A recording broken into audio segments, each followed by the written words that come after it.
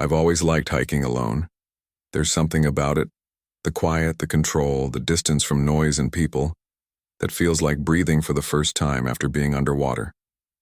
I don't go for social media photos or fitness goals. I go to forget things, to be untraceable, unbothered, unseen. That's what I wanted last weekend, to disappear for a while, and that's exactly what happened, just not the way I expected. I was in the northern ridges of Washington state. Not the tourist trails, I mean deep in the national forest where GPS is useless and paper maps are your only friend. I'd done this loop before. Start at Rabbit's Point Trailhead, loop through Goose Lake, and finish at Bramble Hollow before sundown. But halfway through, I spotted something odd. Floating above the trees and barely visible were lights. Soft, warm, flickering. Lanterns. At first, I thought maybe it was a ranger outpost or a group of campers, but the lights weren't still. They were moving, drifting across the sky in a slow, deliberate arc, like a string of stars had broken loose and was gliding east. It was beautiful and completely out of place. I checked my phone. No service. My watch said 4:43 p.m. Plenty of daylight left. I told myself I'd take a quick detour, just to see. The deeper I walked, the stranger it became. The forest began to change. The trees leaned in tighter. The sounds, birds, insects, even the crunch of my boots, faded. It wasn't quiet. It was silent. The lanterns grew brighter as I descended a slope I didn't remember seeing on any topographic map. The trees thinned out, and that's when I saw it. A small town tucked in a valley like a secret. White paper lanterns floated above every rooftop, tethered to nothing. Warm lights glowed in windows. Smoke curled from chimneys. And between rows of quaint old houses, people in white robes wandered with calm, careful grace. It looked like something from a painting, like stepping back in time. A girl noticed me from the edge of the trees. She couldn't have been older than 20. Pale skin, long black hair braided down her back. She wore a flowing robe tied at the waist with a red cord. She didn't look surprised. In fact, she smiled like she'd been expecting me. "You made it just in time," she said. "The festival begins tonight." I didn't speak at first, just stared, trying to process what I was seeing. She gestured for me to follow her. My instincts, the ones that always keep me alive in the wild, whispered that this was wrong, but my feet moved anyway. The town below glowed like a memory, and I stepped inside. The streets were cobblestone. Lanterns floated inches above the ground like will-o'-the-wisps. People milled about in silence, arranging long tables, lighting incense, stringing beads and garlands. No one spoke, not even the girl who led me. Every window we passed revealed candlelit interiors, couples sitting together with clasped hands, elders bowing to empty chairs, children setting small bowls of rice on windowsills. It felt ceremonial, reverent. The girl finally turned to me and said, "You must be tired." I nodded, though I wasn't. "You can stay with me, just for tonight." It's not safe to walk the forest during the festival. I didn't ask why, I should have, but instead I followed her to a small cottage at the far edge of town. It was old, wooden, but well kept. A single lantern hovered outside the door, pulsing gently. Inside, it smelled like pine needles and candle wax. There was already tea on the table. She told me her name was Sarah, that she had lived in Elmbury, the town, her whole life. She said outsiders never came anymore. Not since the roads were forgotten. "You're lucky," she said, smiling. "The lanterns chose to show you the way." I asked her what the festival was for. She looked at the lantern on the table and whispered, "To help the lost find peace." Then she poured me tea, and the cup was already warm, like it had been waiting. I went to bed that night uneasy. Not scared, just uncertain. The way your body knows a storm is coming before the sky changes. Sarah gave me a spare room. Clean sheets, a window that faced the woods. The lantern outside floated still. But as I drifted to sleep, I heard something breathe, not outside, inside the room. When I opened my eyes, I wasn't in the bed anymore. I was in the woods, standing on the edge of a lake. Dozens of lanterns floated across the water, and on the far shore stood a line of people, all wearing white, whispering something I couldn't hear. One of them stepped forward. It was my mother, except she died 6 years She didn't smile, she just raised her hand and pointed to the water. That's when I noticed there was a lantern on the surface in front of me, with my name on it. I woke up gasping. The sheets were soaked with sweat. My fingers were trembling. My throat was dry, but I swear I could still taste lake water. Sarah stood in the doorway watching me. She didn't ask what happened. She only said, "They found you." Then she turned and walked away. I didn't sleep after that. The dream had been too vivid, too real. I remembered every detail, the reflection of the lanterns on the lake, the way the air had gone still, and my mother, her face the exact way I'd last seen it in her hospital bed. But the worst part? I hadn't told anyone about her. Not Sarah. Not anyone. I got dressed and stepped outside. The town was different now, brighter. Every house was glowing. People moved about with urgency, not frantic but focused like actors in a silent play.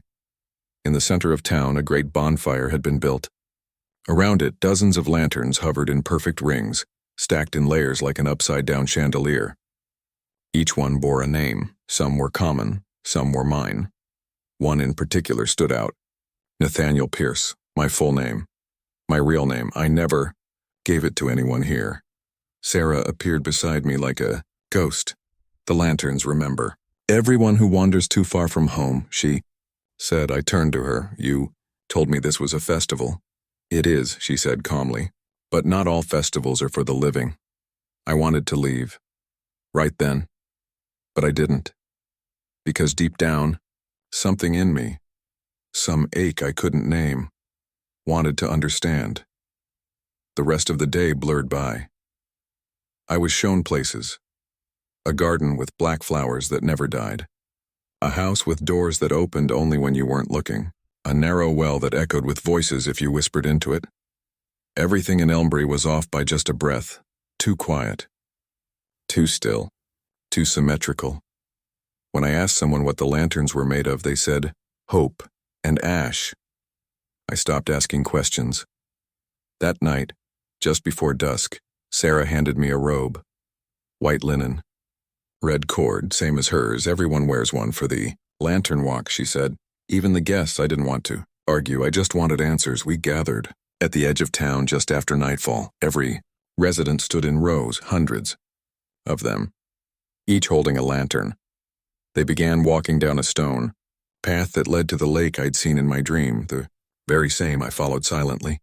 My own lantern in hand, my name burned on it now, faintly glowing behind the rice paper walls. I wanted to let go, but my hands wouldn't. At the lake, the people formed a circle around the shore, one by one. They whispered names into the water. Some cried, some smiled, some stared blankly, as if whispering a memory they didn't own. Sarah leaned toward me. "When it's your turn," she said softly, "you don't speak your name. You speak the name of what you miss most." I stood there for what felt like hours, until the man beside me stepped back. And suddenly, it was my turn. I held the lantern close. I stared into the black water, and I said, "My brother." Then I let the lantern go. It floated out slowly, then stopped. All the others drifted gently across the water, but mine stayed still, like something was holding it in place. A ripple formed beneath it, then another. Then a hand broke the surface, gray, thin, wet, and pulled the lantern down. The crowd gasped, not in surprise, but in recognition. Sarah's face turned pale. "That shouldn't happen," she whispered. "Not unless..." Someone came back. The lake turned dark. Lanterns flickered. The wind died. Then one by one the other lanterns began to sink, as if the lake had made a decision, and that decision was no more names. The townspeople scattered. Some ran. Some knelt and prayed. Sarah grabbed my arm and pulled me back toward the woods. "We have to go," she said. "Now." As we ran, I heard voices. From the trees, from the ground, from inside my head, whispers in my mother's voice, in my own, and in the voice of someone I hadn't heard in years. "Nathaniel, you let me drown. Now I remember you." We reached the cottage. Inside, the candles were already lit. Sarah slammed the door behind us and said, "You brought something with you.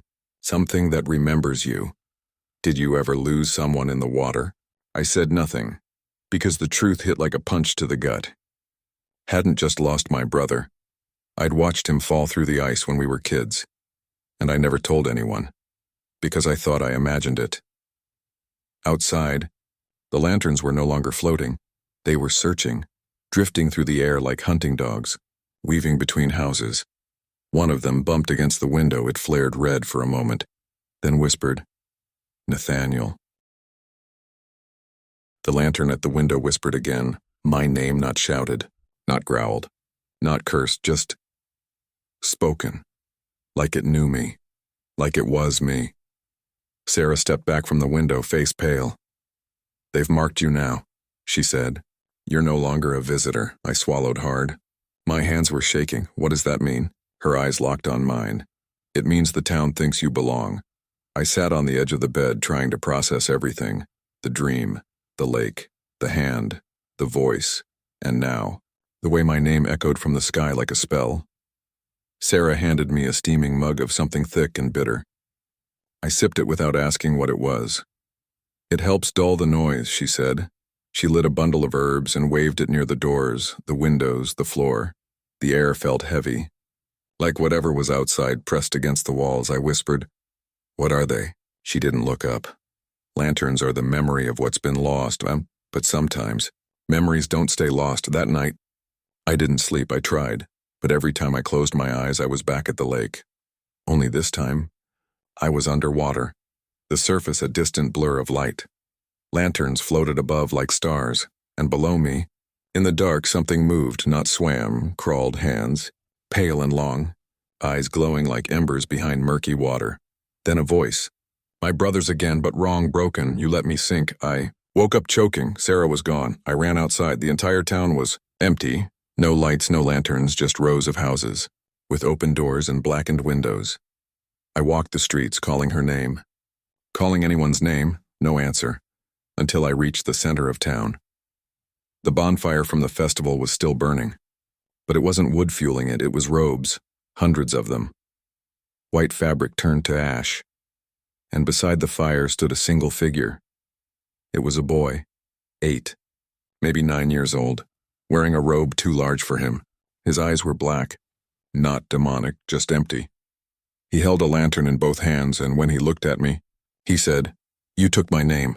I stepped back. "I don't know who you are." "You said your brother was lost," the boy replied. "But you were the one who walked away. You're the ghost, Nathaniel." I turned and ran through the streets, past empty windows that now reflected me, but only me, distorted, smeared like wet paint. The trees at the edge of town were burning with blue flame, and the sky was full of lanterns, thousands, all circling above, whispering names in unison, mine, over and over, like a chant, like a funeral. I found the trail again, or at least, a trail I ran until my lungs burned, until the lights were gone, until the trees closed in and silence returned, and then I stopped. Because standing in front of me was my brother, not the child version, not a ghost, my brother. As he would be now, tall, pale, dressed in clothes too old for modern times, his eyes sad. He didn't speak. He only held out his hand, and in his palm was a lantern. My name, and his.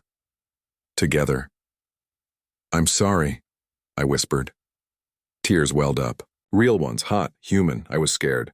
"I didn't mean to run." He tilted his head, blinked slowly, then said, "I forgave you a long time ago, but they haven't." Turned and pointed back the way I came. "You can't leave until the story ends." I blinked. He was gone, but the lantern remained. It hovered, gently spinning. The names now faded, replaced with a spiral, just like the one I saw carved into the well in Elmbury. When I touched it, the forest vanished, and I was back at the lake, alone. No town, no people, just still water and floating ash. A single pier jutted into the lake, and at its end, a house.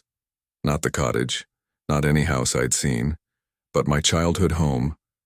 I walked toward it, not because I wanted to, because I had to. The house creaked as I entered. Everything was where I remembered. except older. Dustier, faded, like someone tried to rebuild it from a dream. In the living room was a single item, a mirror, covered in a white sheet. And on the sheet, written in black soot, "Finish the story." Pulled the sheet off, the mirror, showed the lake, the town, the festival, Misera, the boy, the hand. Every version of the truth layered on top of each other like thin paper, and then it showed something else, a door back, where I'd first entered the woods, still open, still waiting. But the moment I saw it, the mirror cracked. A voice behind me said, "You don't get to leave until someone replaces you." I turned slowly. Sarah stood there, but her eyes weren't hers anymore. They glowed like coals, and her mouth didn't move when she spoke again. The lanterns only burn when they're fed. Narration style, first-person psychological horror escalation. I backed away from her, or from whatever she'd become. She still looked like Sarah, her voice, her posture, her clothes, but her presence had changed. Like her skin wore a memory of who she used to be, but something else now moved inside it. She didn't blink, didn't breathe, and when she stepped forward, the air grew heavier. "You were never meant to leave," she said. "You lit the lantern. You named the lost. You opened the water. Now you are part of Elmbury." I turned and ran, back through the hallway of my childhood home, now warped, bending like wet wood. The door behind me slammed shut with a sound like thunder underwater. Rooms rearranged, stairs twisted. I found myself in the attic. Dust coated everything.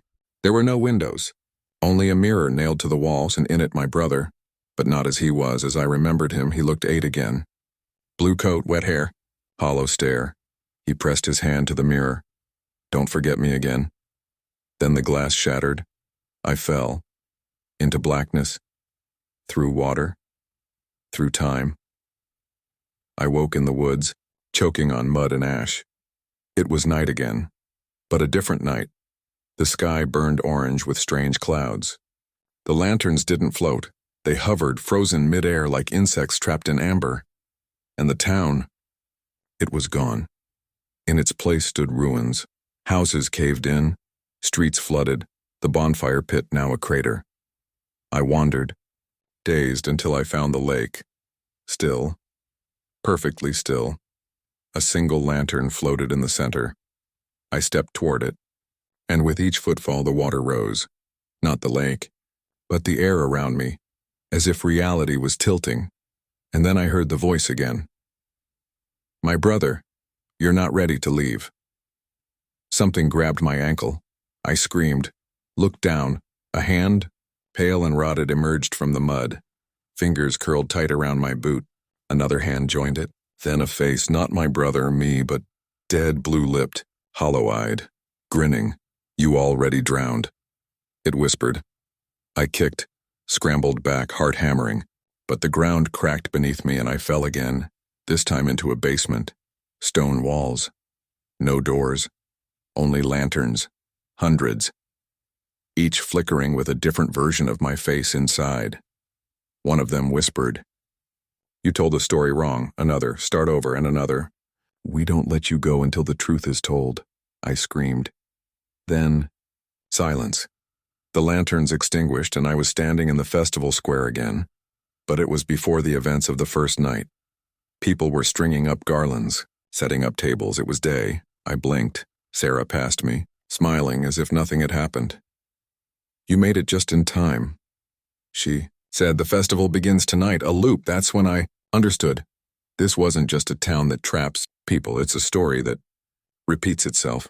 A memory fed by lanterns, reliving the same ritual again and again until it finds the right version. "You are the story," whispered a voice in my mind. "You're just another ghost trying to forget." I ran, through the crowd, through the forest, but every path brought me back to Elmbury.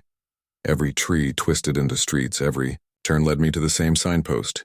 "Welcome to Elmbury. The lanterns will guide you home." That night, I stayed by the lake. I didn't participate in the ceremony. I just watched. The villagers didn't stop me, but they watched me, every single one of them, eyes blank, as if waiting for me to remember the part I was supposed to play. Then just before midnight, a little girl approached me. She handed me a folded piece of paper. Inside was a drawing, crude, childlike, of me, standing in front of the burning lake and a single word beneath it, stay. I looked up. She was gone. Everyone was gone. The lake boiled. And from the water, the town began to rise, rebuilding itself from ash and ember. Wood grew like bone. Lanterns flicked back to life. Stone formed beneath my feet, and in the sky a voice, not loud, not angry, just final, and said, begin again. I stood in the middle of a town that had just rebuilt itself from nothing, from fire, from memory. The buildings looked the same, but the details had changed. Colors were too bright, angles too sharp. The people moved like they were underwater, and the sky was no longer a sky, just a canvas of swirling ash. The only thing that remained unchanged was the lake, still, watching, and in the center, a black lantern burning with blue flame.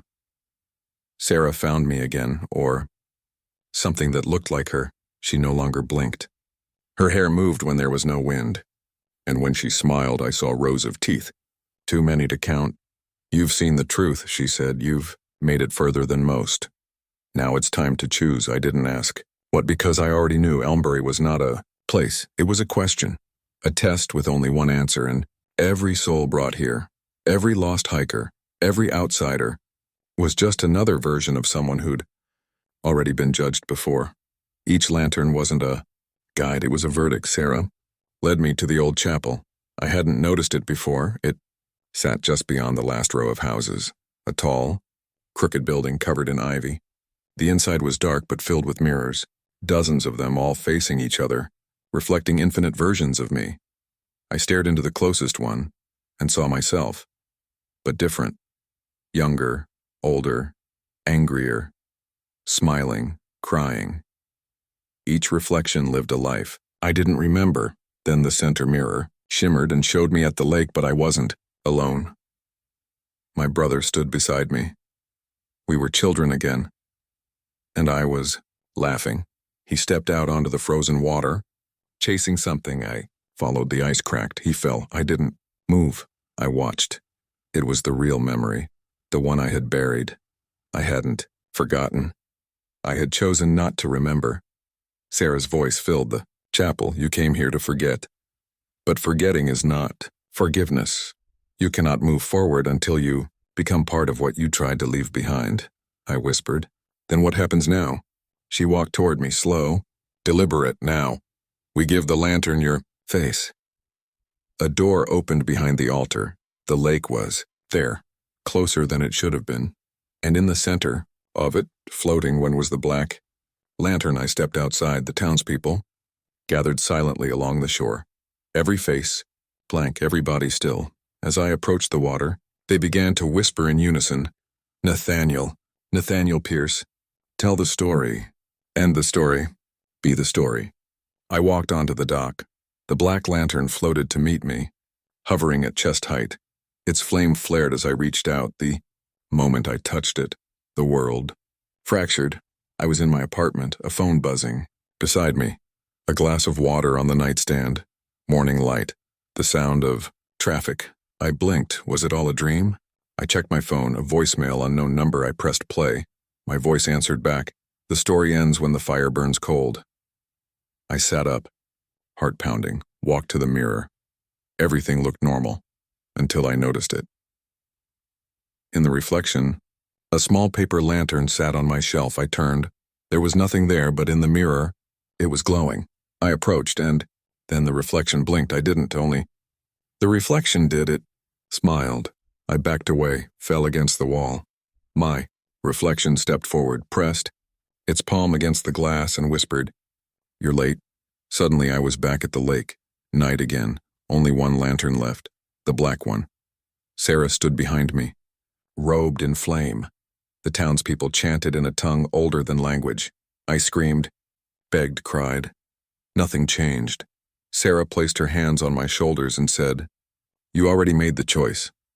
You were just too scared to admit it. The black lantern hovered toward me. Flames danced higher. It opened, not like an object, but like an eye, and inside I saw all of Elmbury, every version, every soul, every failed escape. They weren't stories. They were loops, and mine was just beginning again. I don't know where I am anymore or when. I remember touching the black lantern. I remember the fire consuming the lake. I remember the people, their faces melting into smoke, their names disappearing from the air like dust after a book is closed, and then silence, like the end of a dream, like a breath being held forever. Now I'm in a room. Familiar. It looks like my childhood bedroom, the one I left behind when I was 17. But it's too perfect, not dusty, not decayed, preserved, a museum of memory, and I'm the exhibit. I open the window and see nothing, just white, a void, not sky, not fog, just absence. There's a knock on the door, 3 times. Soft even. I don't answer. I can't. Because somehow, I already know what's on the other side. I whisper to myself, don't answer the knock. But then the voice behind the door whispers back. In my voice, you already did. The door opens on its own and I see a trail. Winding into a forest I don't recognize, or maybe I do. The kind of trail that remembers you before you remember it. There's a signpost just ahead. It reads, Elmbury, Lantern Festival today, and below that, visitors welcome. I try to walk away, but every step forward brings me closer to the sign. Every turn loops back to the trailhead. I scream. It echoes, then repeats back in my own voice, but reversed. I try to burn the sign. The flames go cold. I try to close my eyes, and when I open them, I'm already holding a lantern. The lantern's flame is blue. It pulses like a heartbeat. When I look inside, I see a scene. Me, at the lake, holding the lantern, about to release it. The reflection moves a second too. Late. It's not a mirror. It's a window, a loop. I walk the trail because there is no other path. No sky. No ground. Just the trail, and the lantern, and the eyes I feel watching. Me, I hear Sarah's voice again, not loud, not soft, just there. The ones who stay forget. The ones who forget become stories. The ones who become stories never leave. Ahead, the lake waits. The pier has been rebuilt. The water is perfectly still. A crowd gathers. Behind me, I don't turn to look. I already know their faces, mine all. Of them, dozens of me, each from a different time. A different failure, each carrying a lantern. As I reach the edge of the pier, the lake speaks, not in words and memory. I hear my brother's laugh. My mother's final breath. The ice cracking. The gasp I never let out. The scream I buried. The cowardice I renamed as a dream. The black lantern rises from the lake again, but this time, I don't reach for it. It floats to me and whispers, you tell the story now. I open my mouth, but no sound comes, only light. The world folds, lanterns stretch across the sky like stars. The town flickers into existence one last time. Garlands, hung, voices hushed, tea, poured, incense lit, and at the forest's edge, a new traveler arrives. I see them. From across the field, lost, confused, they look up and see the same floating lights that brought me here. I want to scream to warn them, to tell them to turn back, but I can't, because I'm no longer me. I'm part of the town now. I pour the tea. I string the garlands. I smile, with too many teeth, and I whisper, you made it just in time. The